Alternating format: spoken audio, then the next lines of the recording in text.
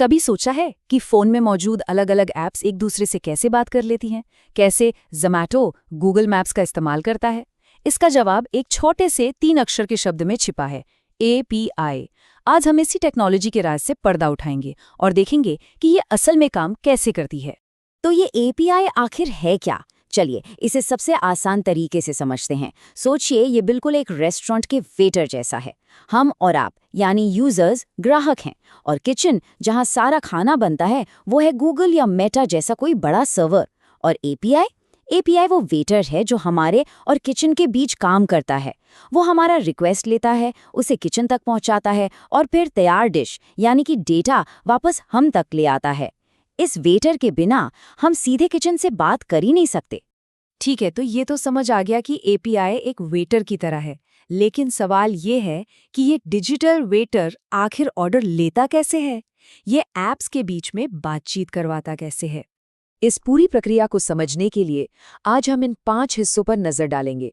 सबसे पहले API की परिभाषा को पक्का करेंगे, फिर इसके पारंपरिक 5 स्टेप पैटर्न को देखेंगे और फिर बात करेंगे सबसे मजेदार हिस्से की, यानी नो कोड शॉर्टकट की।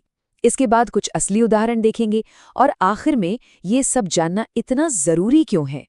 तो चलिए, आसान तरीकों पर जाने से पहले ये समझना जरूरी है कि पारंपरिक तौर पर मतलब पुराने तरीके से APIs को कैसे जोड़ा जाता था। इससे हमें ये समझने में मदद मिलेगी कि नए टूल्स ने हमारी कितनी बड़ी मुश्किल आसान कर दी है।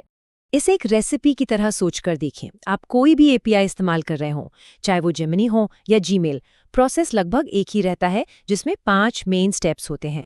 तो ये प्रोसेस है कैसा? देखिए, सबसे पहले तो आपको चाहिए एक API की जो बिल्कुल आपके पासपोर्ट की तरह है, आपकी पहचान। फिर आपको सही एंड पॉइंट ढूंढना होता है, समझिए कि ये सही दरवाज़ा है। इसके बाद आपको बताना होता है कि करना क्या है, डेटा लेना है यानी गेट, या कुछ नया बनाना है यानी पोस्ट। और आखिर के 2 स्टेप्स हैं कोडिंग और जो भी जवाब आए उसे संभालना। अब देखिए, वो जो चौथा स्टेप था ना, कोड लिखें, एक डेवलपर के लिए वो कुछ ऐसा दिखता है। और हाँ, इसको देख के घबराने की बिल्कुल जरूरत नहीं है।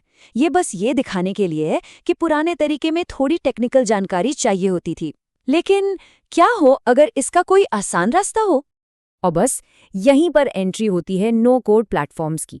ये APIs को इस्तेमाल करने का एक बिल्कुल नया क्रांतिकारी तरीका है जिसके लिए कोडिंग जानने की कोई ज़रूरत नहीं है। चलिए देखते हैं ये कैसे काम करता है। तो ये नो कोड टूल्स क्या हैं? इन्हें आप APIs के लिए एक यूनिवर्सल रिमोट कंट्रोल समझिए।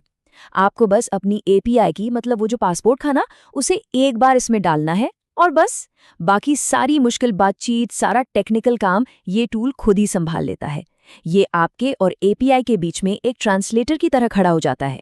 और ये स्लाइड दोनों तरीकों का फर्क बिल्कुल साफ कर देती है।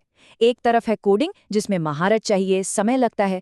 दूसरी तरफ है ज़ेपियर जैसे एप्लीकेशंस जहां बस ड्रैग एंड ड्रॉप करना है और काम मिनटों में पूरा। हाँ, एक बात जरूर है, कोडिंग में आप अपनी मर्जी से कुछ भी बना सकते हैं, जबकि ऐप्स में आप उनके फीचर्स तक ही सीमित रहते हैं। लेकिन ज्यादातर कामों के लिए ये ऐप्स कमाल के हैं। तो बिना कोड के APIs को इस्तेमाल करने के वैसे तो कई तरीके हैं, लेकिन सबसे पॉपुलर है ज़ेपियर और make.com जैसे ऑटोमेशन प्लेटफॉर्म्स।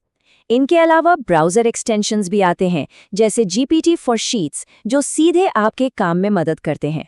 और हाँ, अगर सिर्फ API को टेस्ट करना हो तो पोस्टमैन जैसे डेस्कटॉप क्लाइंट्स भी एक अच्छा ऑप्शन है। चलिए, अब जब ये पता चल गया है कि APIs को बिना कोड के कैसे इस्तेमाल कर सकते हैं, तो कुछ असली दुनिया के उदाहरण देखते हैं कि आखिर इससे हो क्या सकता है। शुरुआत करते हैं एक ऐसे ऐप से जिसे हम सब रोज इस्तेमाल करते हैं, जीमेल API का इस्तेमाल करके सोचिए क्या कुछ हो सकता है। आप अपने आप ईमेल पढ़वा सकते हैं, कुछ खास कीवर्ड्स के आधार पर ऑटोमेटिक रिप्लाई भेज सकते हैं, ईमेल को लेबल लगाकर ऑर्गेनाइज कर सकते हैं, और तो और AI की मदद से रिप्लाई ड्राफ्ट भी करवा सकते हैं। मतलब कमाल है। अच्छा, बातें हैं एक और ऐप पे जो हम सबके फ़ोन में है, व्हाट्सएप का API बिजनेस के लिए तो एक गेम चेंजर है। सोचिए, कस्टमर्स को ऑटोमेटिक नोटिफिकेशंस भेजना, जैसे शिपिंग अपडेट्स, या फिर एक पूरा कस्टमर सर्विस चैटबॉट बनाना या अपॉइंटमेंट के रिमाइंडर भेजना, ये सब ऑटोमेट हो सकता है।